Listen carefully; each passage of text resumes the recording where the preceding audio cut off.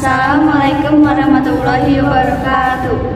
Kami dari kelompok 12 yang beranggotakan saya, Fernanda Sepia Tasya, dan rekan Saya Dimas Cici. Kami akan menampilkan hasil diskusi kami yang berjudul penyajian dan pengungkapan untuk mata kuliah teori akuntansi dengan dosen pengampu Ibu Rizka Damayanti SE MAK. Selamat menyaksikan. Pertama-tama, kita perlu memahami terlebih dahulu pengertian serta tujuan dari penyajian dan pengungkapan. Penyajian merupakan proses menampilkan informasi keuangan secara wajar dan sistematis sesuai standar akuntansi yang berlaku untuk mencerminkan kondisi serta transaksi perusahaan. Sedangkan pengungkapan adalah penyampaian terbuka atas informasi penting, termasuk kebijakan dan metode yang digunakan melalui catatan laporan keuangan. Tujuannya adalah agar informasi dalam laporan keuangan menjadi jujur, transparan, bisa dibandingkan, dan bermanfaat untuk pengambilan keputusan serta memenuhi ketentuan standar akuntansi. Selanjutnya, prinsip standar pengungkapan pada laporan keuangan. Laporan keuangan harus mengungkapkan informasi penting sesuai standar, kecuali dinyatakan tidak memadai oleh auditor. Di sini ada 3 pengungkapan atau disclosure. Yang pertama, full disclosure, yaitu semua informasi relevan diungkap sepenuhnya. Contohnya, kayak seseorang jual barang, harus tahu kondisi barang tersebut, sekalipun itu ada kerusakan di barang tersebut. Yang kedua, adequate disclosure, yaitu hanya informasi yang memadai dan diperlukan biar orang lain bisa membuat keputusan yang tepat. Contohnya, kalau seseorang jual rumah, si orang itu harus kasih tahu tentang kondisi rumah, harga, dan lain-lainnya. Yang ketiga, fair disclosure, yaitu informasi yang disampaikan adil sesuai kebutuhan pengguna. Jadi kayak ngasih tahu info yang adil dan tidak memihak biar semua orang bisa membuat keputusan yang tepat.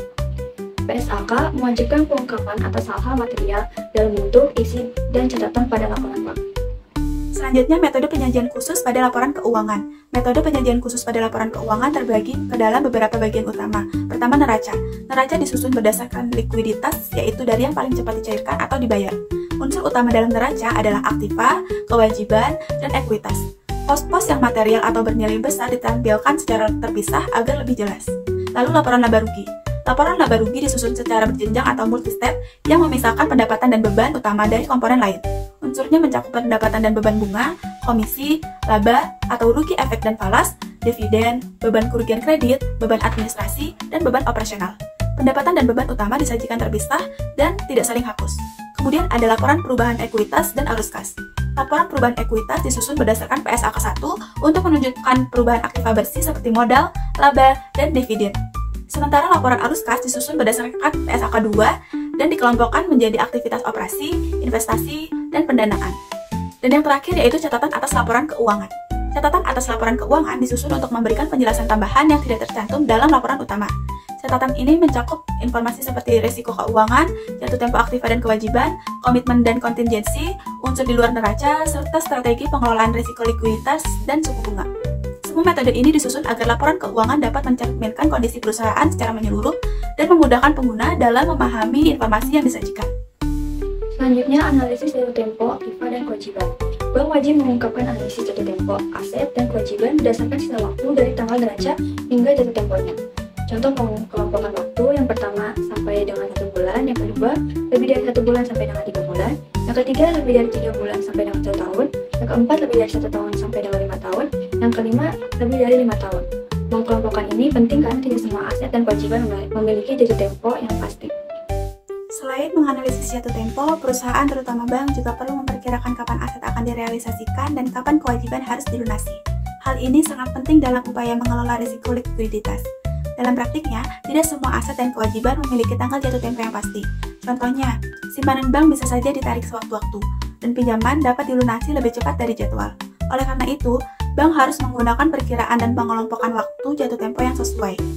Beberapa strategi manajemen risiko yang digunakan diantaranya yang pertama ada maturity gap, yaitu selisih antara jatuh tempo aset dan kewajiban.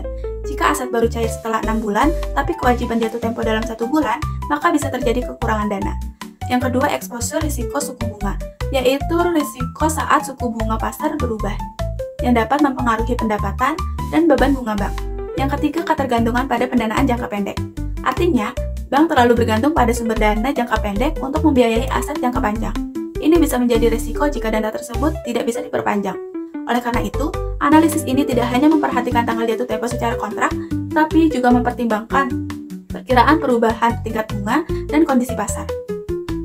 Semua strategi dan informasi ini wajib diungkapkan dalam catatan atas laporan keuangan, agar pengguna laporan seperti investor, otoritas pengawas, dan manajemen bisa menilai seberapa sehat kondisi likuiditas bank, serta seberapa besar sih resiko yang timbul akibat ketidaksesuaian waktu antara jatuh tempo aset dan kewajiban. Sekarang kita berada di sesi terakhir, yaitu kesimpulan. Penyajian dan pengungkapan merupakan elemen penting dalam laporan keuangan. Penyajian menyusun informasi secara sistematis, sementara pengungkapan memberi informasi tambahan penting untuk transparansi. Keduanya mendukung pengambilan keputusan yang akurat dan dapat dipercaya. Oleh karena itu, kualitas penyajian dan pengungkapan harus dijaga agar laporan keuangan benar-benar bermanfaat bagi semua pihak. Sekian dari hasil diskusi kami. Terima kasih sudah menonton sampai akhir. Wassalamualaikum warahmatullahi wabarakatuh.